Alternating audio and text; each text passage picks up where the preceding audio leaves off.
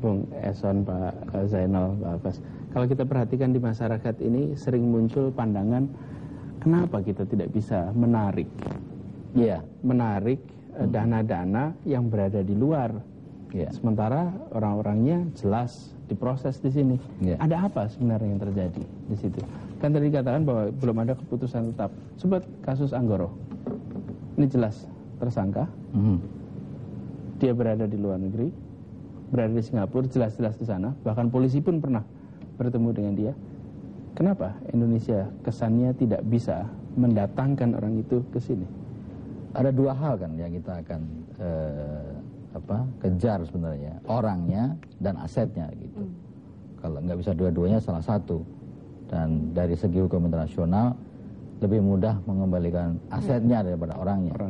Karena banyak sekali negara yang tidak punya perjanjian ekstradisi. Tapi kalau bantuan hukum, timbal balik, reciprocity dalam mengembalikan uang itu sudah sering kita lihat. Nah, persoalannya kemudian adalah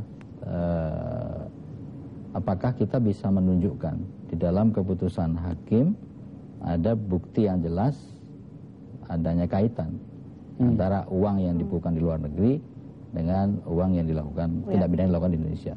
Dalam kasus Adrian Loworuntu, keputusan hakim jelas menunjukkan aset yang di luar negeri, bahkan secara spesifik account-nya begitu ya, dan jumlahnya, dan itu kemudian kita gunakan sebagai dasar untuk mengajukan pembekuan di luar negeri. Dalam pengalaman selama ini, sekian tahun kita menghadapi problem ini, ada tidak contoh sukses di mana bukan hanya dibekukan, tapi berhasil dikembalikan? Indra Raja kasusnya. Ekstradisinya dikabulkan oleh pemerintah Singapura, tapi kemudian dia sakit, kemudian meninggal di Australia, tapi asetnya berapa besar itu aset kembalikan? Saya nggak begitu ingat pasnya, tapi bisa dikembalikan. Sekitar 6,4 miliar, saya ingat saya. Rupiah.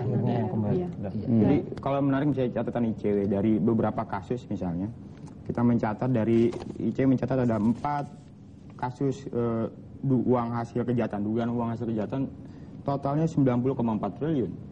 Nah, menarik misalnya dalam kasus BNP Paribas, kita melihat tidak ada dukungan penuh dari penegak hukum dan pemerintah dalam hal ini.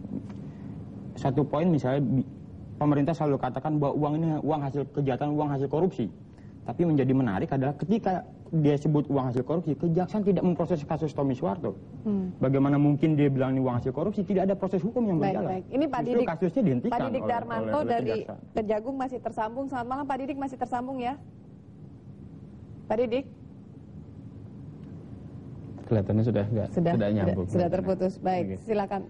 Ya, jadi itu ya. Artinya kita lihat ada problem mendasar ketika berupaya mengembalikan aset-aset uang hasil kejahatan atau korupsi ke dalam negeri. Tadi Pak Abbas bilang soal ada problem hukum, soal ekstradisi, mutual legal assistance menjadi menarik. Kemudian yang lain ya tadi soal will-nya dari pemerintah agak kita ragukan. Bicara soal Tommy Soeharto, bicara juga mungkin menarik kasus Soeharto, yang kalau kita hitung-hitung nilai kerugiannya 9 miliar dolar Amerika, yang itu hasil temuan Time. Nah, problemnya adalah pemerintah sejauh ini tidak memproses kasus Soeharto ke pengadilan. Justru yang dilakukan adalah menghentikan. Jadi agak sulit kita bicara soal uang-uang ini dikatakan uang hasil korupsi.